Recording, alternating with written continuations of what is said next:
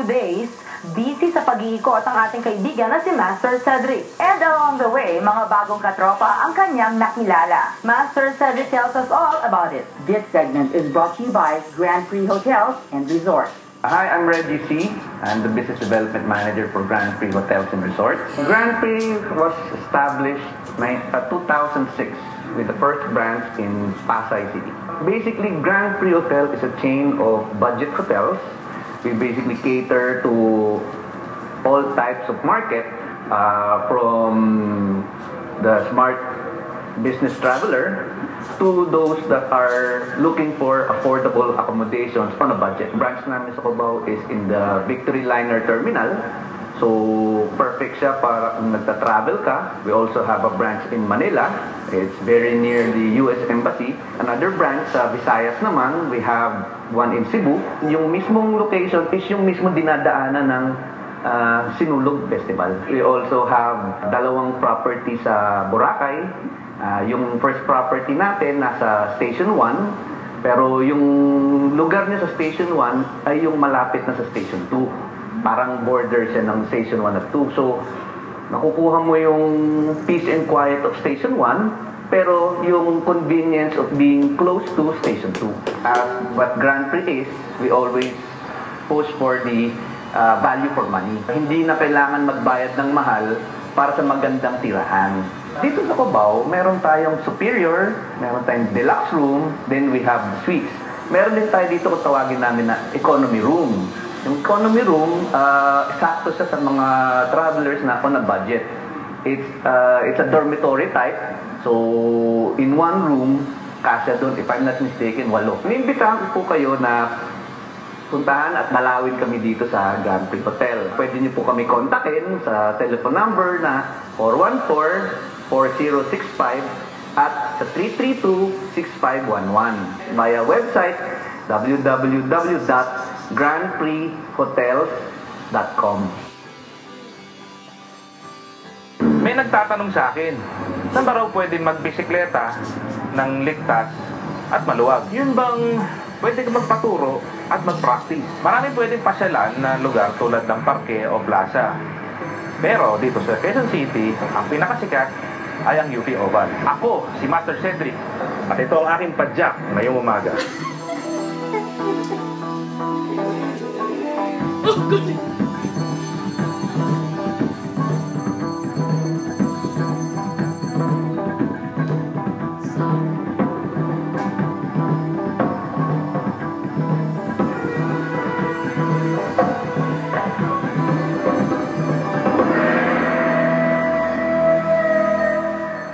Naglagay ng bicycle lane sa inner lane ng UP Oval. Maraming nag-walking, jogging, siyempre biking. Maganda rin pasyalan to eh.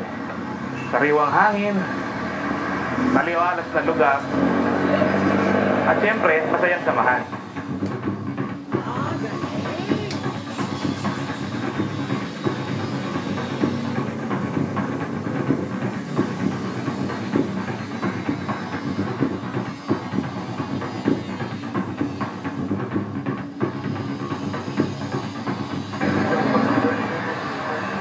Madalas dito magkita sa tambayan ng tindahan. Almusal, kwentuhan at kapag napagod sa kakaikot, bilihan na maiinom. Dito sa UP ako natuto magbisikleta. At dito ko rin nakilala ang mga kapwa ko folding bike enthusiasts.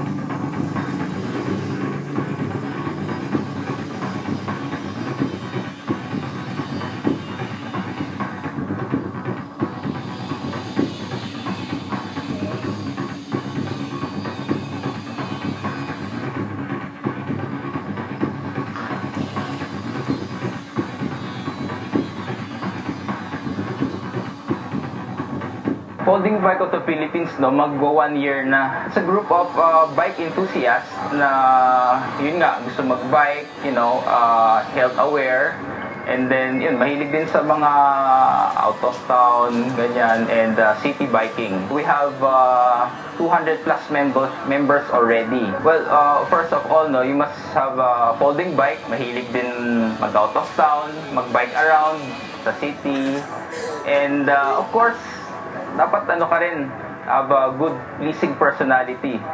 Because it's not all about biking din eh. It's all about friendship. I have this bike for 2 weeks na, no? It's just came in from UK.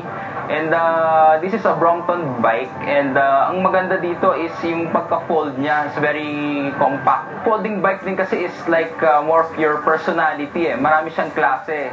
Meron siyang pang off-road, meron siyang pang karera, for racing, and for leisurely biking. So, depende na sa'yo. For riding, of course, importante, safety comes first.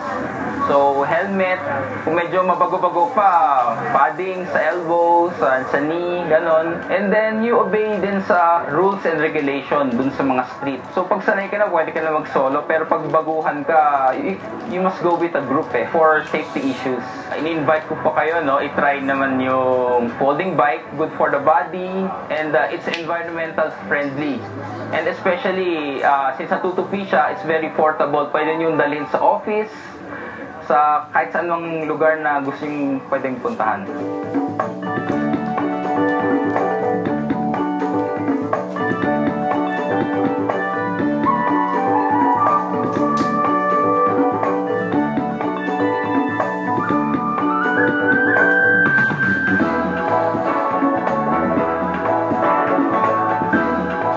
Pwedeng pasyalan ng bagitong siklista.